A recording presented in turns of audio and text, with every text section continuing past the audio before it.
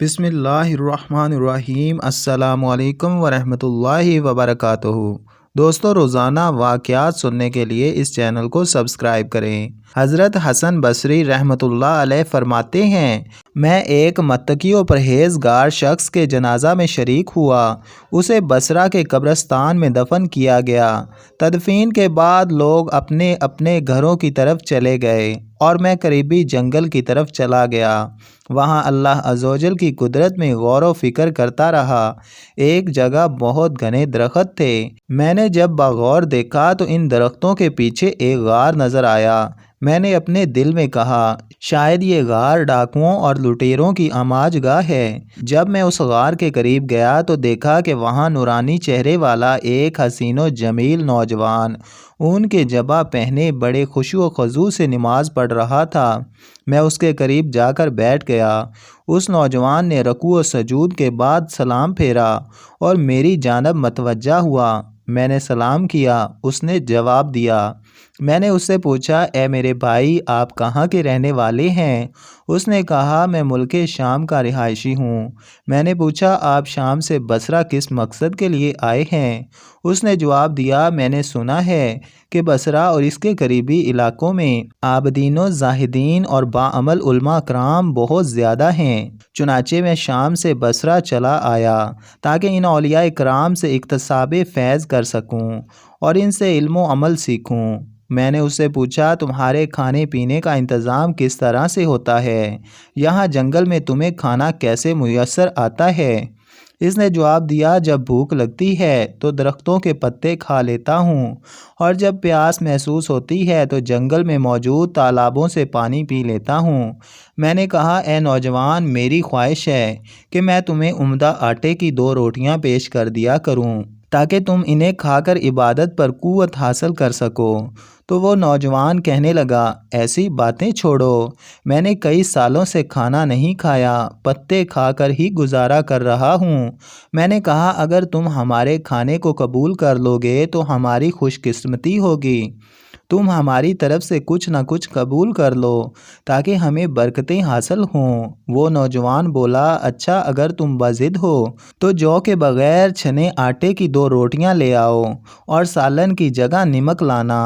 آپ فرماتے ہیں، پھر میں اس نوجوان کے پاس سے چلا آیا اور 2 روٹیاں پکوائیں، ان پر نمک رکھا اور واپس اس جنگل کی طرف چل دیا۔ جب میں غار کے قریب پہنچا تو وہاں کا منظر دیکھ کر میں بہت حیران ہوا۔ میں نے دیکھا کہ ایک خون خوار شیر غار کے دہانے پر بیٹھا ہوا ہے۔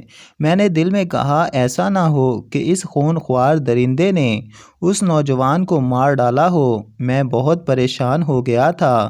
پھر میں ایک اونچی جگہ پر چڑھا جہاں سے غار کا اندرونی حصہ نظر آ رہا تھا۔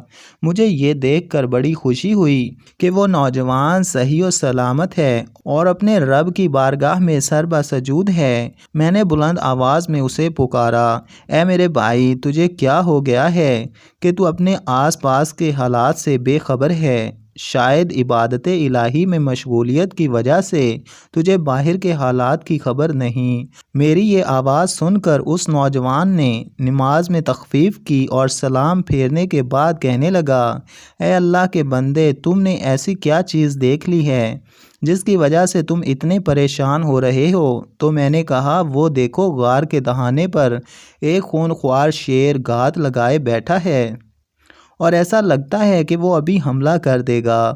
اس نے مجھے مخاطب کرتے ہوئے کہا، اے خدا کے بندے، اگر تو اس ذات سے ڈرتا ہے جس نے اس شیر کو پیدا کیا ہے تو یہ تیرے لیے بھی بہت بہتر تھا۔ پھر اس نوجوان نے شیر کی طرف توجہ کی اور کہا، اے درندے، بے شک تو اللہ کے کتوں میں سے ایک کتا ہے۔ اگر تجھے بارگاہ خداوندی سے حکم ملا ہے کہ تو مجھے کوئی نقصان پہنچائے تو پھر میں تجھے روکنے کی قدرت نہیں رکھتا، اور اگر تجھے اللہ رب العزت کی طرف سے حکم نہیں ملا تو پھر مجھے تیرا کوئی خوف نہیں۔ پھر تیری بہتری اسی میں ہے کہ تو یہاں سے چلا جا۔ تو خواہ مخواہ میری اور میرے بھائی کی ملاقات میں حائل ہو رہا ہے۔ ابھی اس نیک خصلت نوجوان نے اپنی بات مکمل بھی نہ کی تھی کہ وہ شیر دہاڑنے لگا اور دم ہلاتا ہوا وہاں سے اس طرح بھاگا جیسے اسے اپنا کوئی شکار نظر آ گیا ہو۔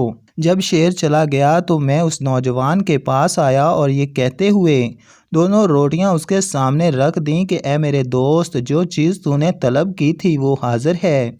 اس نے 2 روٹیاں لیں اور انہیں حسرت بھری نگاہوں سے دیکھنے لگا۔ پھر وہ رونے لگا۔ روتے روتے اس کی ہچکیاں بند ہو گئیں۔ پھر اس نے روٹیاں نیچے رکھ دیں اور آسمان کی طرف دیکھتے ہوئے کہنے لگا، اے میرے پاک پروردگار، میں تجھے تیرے عرش عظیم کا واسطہ دے کر التجا کرتا ہوں، اگر تیری بارگاہ میں میرا کچھ مرتبہ و مقام ہے اور میں تیری بارگاہ میں مردود نہیں بلکہ مقبول ہوں، تو اے میرے اللہ مجھے اپنے قرب خاص میں بلا لے اور میری روح قبض فرما لے۔